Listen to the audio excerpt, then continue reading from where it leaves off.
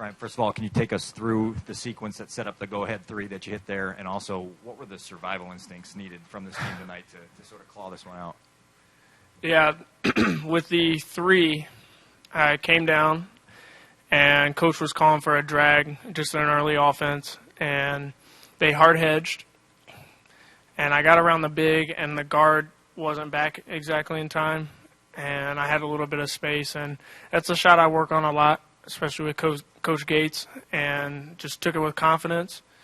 And as soon as I had gathered the ball, I knew I'd hit it, and that's how confident I was in it, just the feel of the ball in my hands. I knew I'd hit it.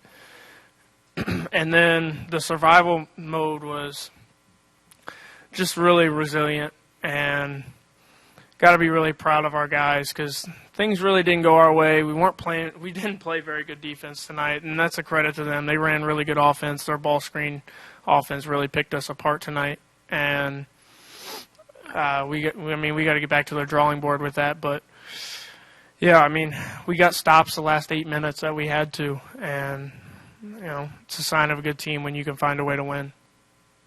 Bryant, what's the experience been like for you coming into a particularly game like this where now you guys are the team with the target on your back? Coach Collins talked about how you guys have earned that respect, so I'm curious about what the experience has been for you guys as players. Yeah, I mean, this is really different considering we're playing meaningful games at this time of year.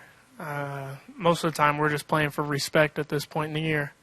So it is different. There's a bullseye on the back, and the thing with a team like Rutgers, they're building in the right direction. They're good. They play really hard, and their coach does a lot of great things with them.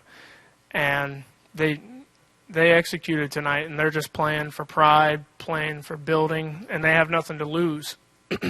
So it's easy to play with a little pressure on ourselves because we feel like we have to win this game, especially with the little skid we've had. So to find a way to win was big for us.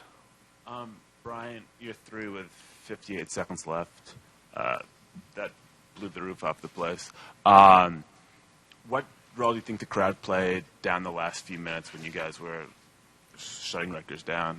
Yeah, I mean, our crowd's been unreal this year. It's really improved, and you got to love the characters we have in the crowd. The Shark, the last game I think we had a guy in a suit, a bathing suit we'll call it. And it was just their crowd. The atmosphere is unbelievable right now, and hopefully they keep coming back. And it's on us to put a good product on the floor for them to come out and support. And how did you describe the feeling after that shot? I felt like we needed to get a stop. We had struggled all day to get one, and I think we went up 2 with the shot. So just trying to move on to the next play. Like at first you want to celebrate because it is a big shot, but there's still quite a bit of time left. Like you said, I think there was 58 seconds left. So it was a big shot, but we had to finish the game then.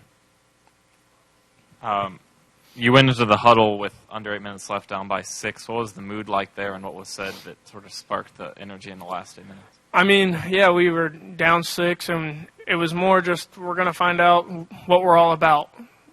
And that sounds real simple, but there's times, like in that situation in the past, we would fold. We would lose that game. We wouldn't win a game like this in the past, and especially with things not going our way. But we buckled down, got enough stops, and finally saw the ball go in the basket a little bit to give us some confidence. And then credit to Isaiah. He made some big free throws, and I got to be a little bit better down the stretch for making my free throws. Brian, Gavin had been 0 for 9 on his previous threes, hadn't made one since the Ohio State game. What does it say about him that he's still confident enough to take 3 shots down the stretch and make 2 of them for you guys? Says a lot about his character, and it says more about the work he's put in the last 48 hours. Gavin was with me and Isaiah and Coach Gates on one side of the floor for about, I'd say 30 minutes yesterday right after practice, just getting our shots and trying to just feel good about it, get his confidence back, and for him to stick around.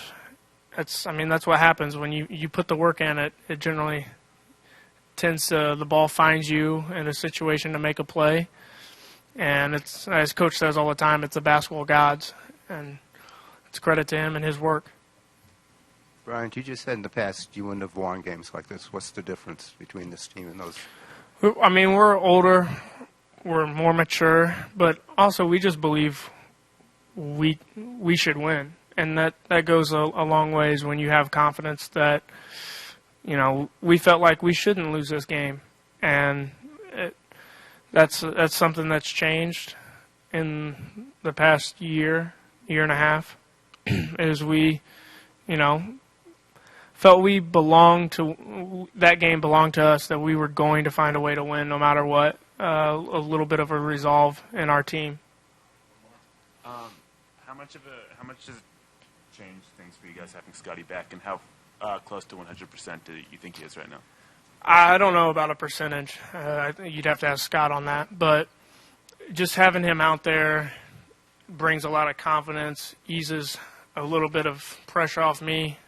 I was able to get a couple more breaks throughout the game just because he's able to come in.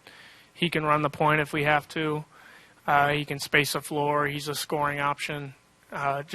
He does so many things for us, and it was nice having him back. And hopefully we can get him more comfortable. It's going to take some time because when you sit out this long, you're going to lose shape and your touch. Just things tend to go, so it'll take a few games just to get his rhythm back in the game. All right, thank you.